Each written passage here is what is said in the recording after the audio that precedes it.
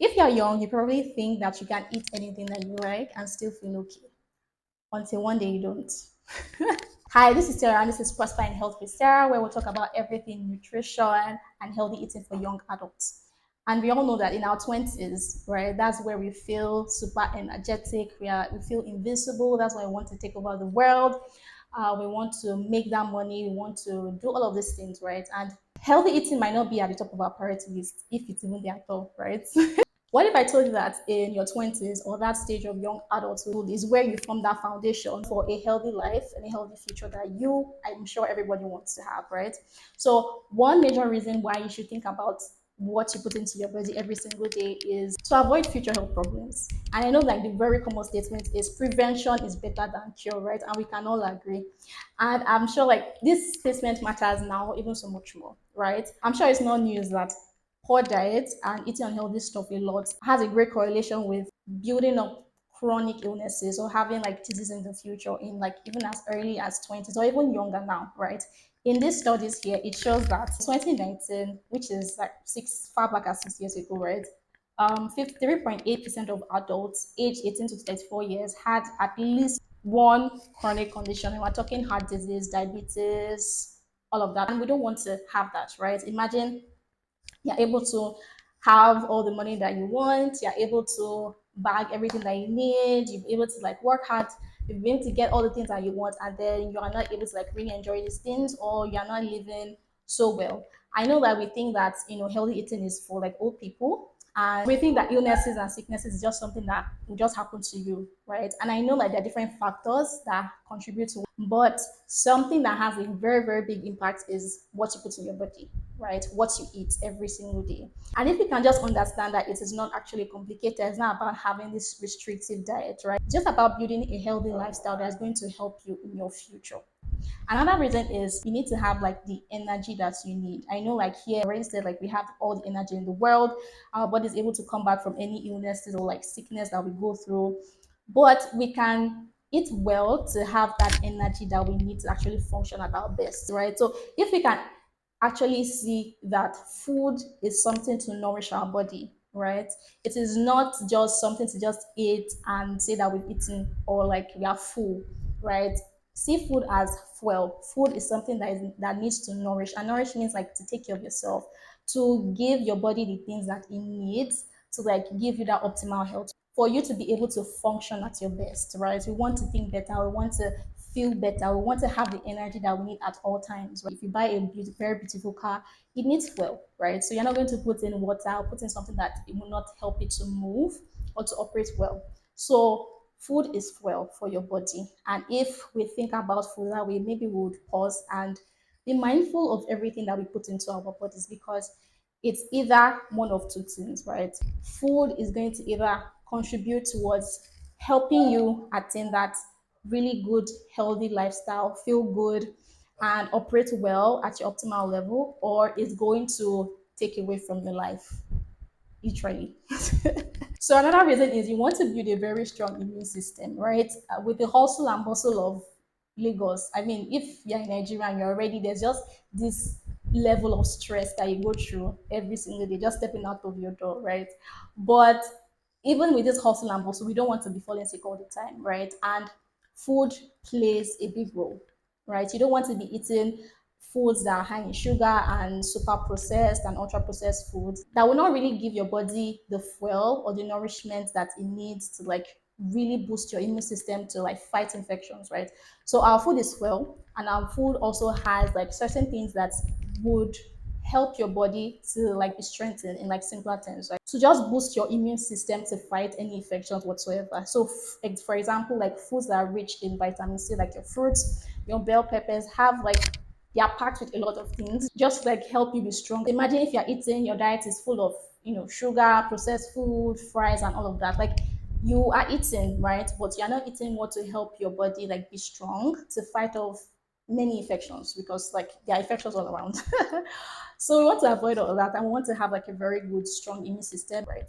Another one is support your mental health and reduce stress. I like already said, like life itself is already stressful. So there are studies to show that what you eat is tied to, like, your mood and how you feel and stress level and how your brain operates and all of that. So food affects everything, right? Why wouldn't you want to like give your body the best, right? So your body is this amazing complex structure made by God, made in the image of God, right? And it is working tirelessly every day. When you're sleeping, when you're awake, when you're on the go, it's like going through a lot of processes in there, like to just like give you the best. So like the least we can do is to also give it what it needs. So what you give is what you get, right? Once you give it what it needs, I'm sure like if our body and our organs can speak, right? It will be like, Sarah, please don't give me crap, don't give me trash, don't give me this stuff. I don't need all of this, right? I'm sure it's like every morning, every day, our organs are like, okay, what's Sarah going to give me today? What's the Emmy going to give me today? Like, what am I going to get today? Is it something that would really, really help to nourish the cells, your brain cells? Every part of your body needs nourishment to like really operate at its best. So the least you can do is just try to give your body the best, and in return, it will give you the best as well. I know, like, ideally we should like be at 100% health, right? That's the goal. I mean, the Bible said, I wish above all things that you prosper and be in health even as you're so prosperous. And prosper is not like just 50% health. We are just managing, we're just there, we're just surviving, right? Prosperity is thriving, flourishing in your health. Your health is at an optimal level, right? And that's where you want to be. And I know it's not easy, right? Definitely, I have my struggles. There are different factors that come into play, and we'll talk about those later, but we can do our best, right? We think many of the times that we do not have control. There are many things that we don't have control over, and most of the time we think that our health is not really up to us, right? We are going to die anyway. That's like a statement I've heard spoken a lot. Yes, we are going to die anyway, but we get up to go to work, we get up to do this, we get up to get this done, we get up to study when we're in school, and we're still going to die, right? So why not like give your body the best now that you're alive and you have that opportunity from God to really operate at the best level that you can. So that being said, it doesn't have to be complicated at all, right? I know when healthy eating is mentioned, people think about like really bogus diet, planning out all that. And I think like, a lot of the information out there has had a lot to do with this, right? We feel like we need to get like the broccoli, and we need to get like spinach, and we need to get like pomegranates or grapes and strawberries and all of that, all of that. But it doesn't have to be so complicated, right? And one way to think about it, first of all, what you just need to do is like, right, think about what you want out of your health. Think about what you want, for your future, right? For your kids, because yes, your choices, your health choices has a lot to do with how that to translate to your children, right? Born or born. So you want to think about like the long term things. We talk a lot about like investing for your future. We open accounts in Piggy and Cowrie, yes, and we are ready to go to save the best we can this year. But the same thing applies to our health, right? What investment do we want to make for our future self? Our future self will look back and thank us and be like, thank you for making this lifestyle change. And then like when we grow up, we feel like once you're like in your 60s and 70s and 80s, you have to like be wobbly, you have to be sick, you have to like be, maybe you have one chronic illness, or one sickness. But it doesn't have to be, right? Because that can be avoided like to the most. And I know again there are different factors that come into play. And I always say like the three pillars of health is food, exercise, and sleep. Like these three have to come into play for you to like be at your optimal health all round. But I will always say like my biased opinion is that food and what you eat, right, it tops that list. Okay.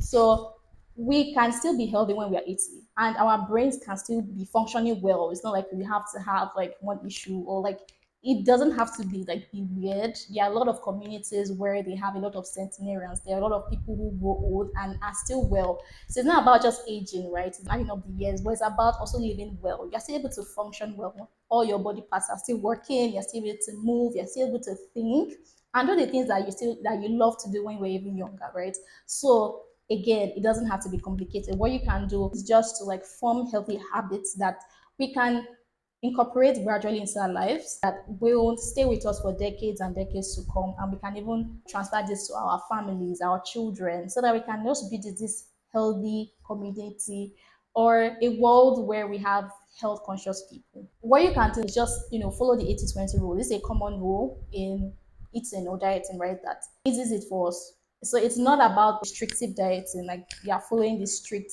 diet. If you mess up, if you eat this, you are going to die.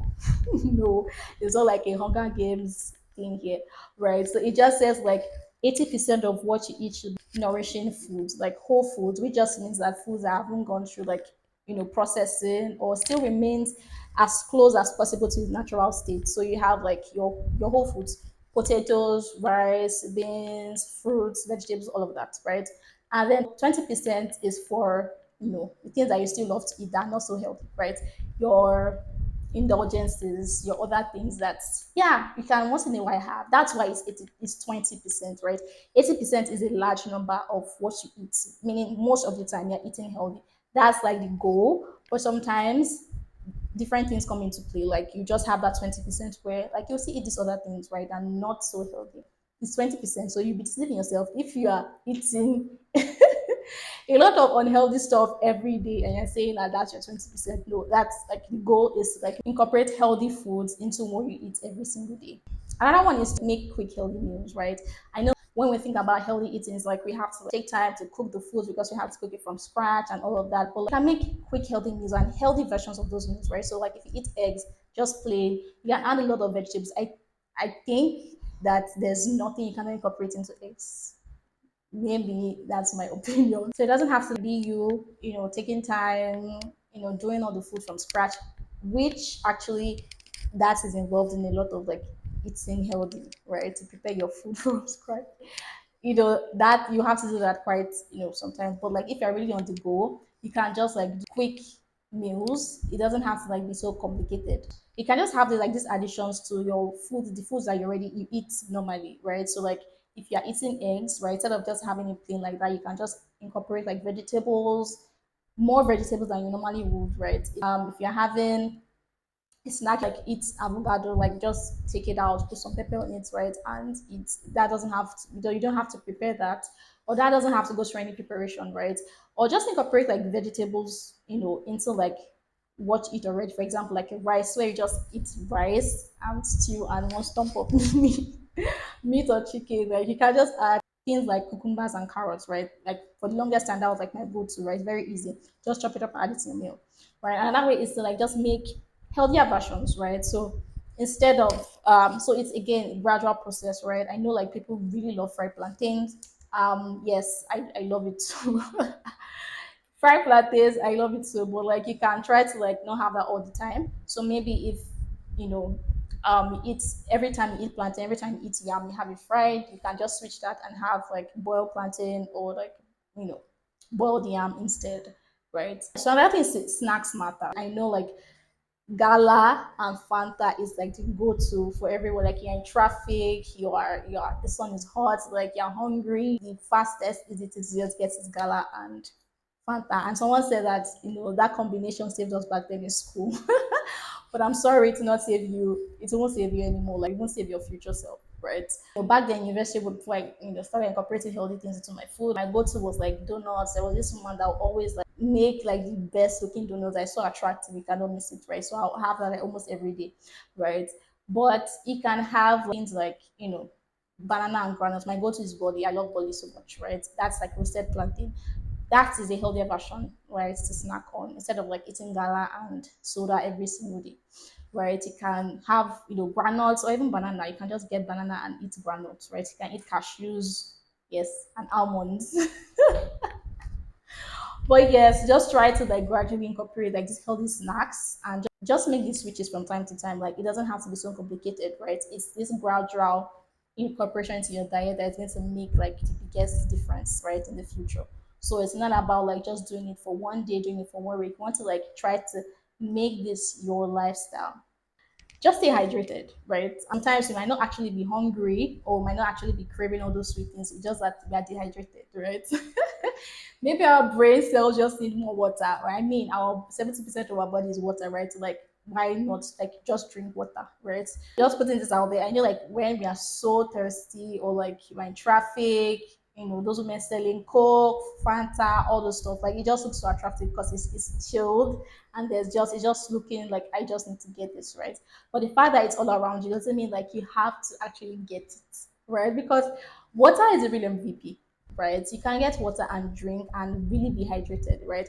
Even all those things like you might feel hydrated in the meantime, right? Because like that feeling you get when you take it and it's like just so, yeah, it's just chilled and just cooling your mouth and everything, right? It's, yeah, it doesn't like really hydrate you, and it is not so good for you. It's just like really high in sugar, and the colors and the additives and the preservatives and everything that's inside is not what your body wants. It's not what your body needs to be nourished. So there's nothing more hydrating than actually drinking water, right? All right, so just to say that in your 20s is the time to actually build healthy habits that will your future self will thank you for, right? I know like in our 20s where we feel like it's not up to us, like this is a time to enjoy life, this time to like really hustle, but like this is also the foundation that is going to set you up for a great future. So just think about like staying consistent, right? It's not about restrictions, not about like dieting and following like one strict plan, but just think about your food as what you need to nourish your body to give you that optimal health that you need, and I'm sure like you actually desire to have like in the long term. So just start small, right? It might just be like, what can you incorporate into your diet today? Like what's one thing that you can add to your diet? You've heard about like, oh, I've heard about Greek yogurt, someone talk about it, oh, let me try it out, right? You've heard about this, this is healthy for you. You can just incorporate it little by little into your diet. Like it's the lifestyle we're for here, something that you can build upon that would stay with you, for life, right? So it's not about being perfect. It's just about like being better than you were yesterday. So just think about, so what's one healthy thing that you can add into your diet today, and what is one unhealthy thing that you can gradually work towards taking away from your diet. All right. See you on the next one. Bye.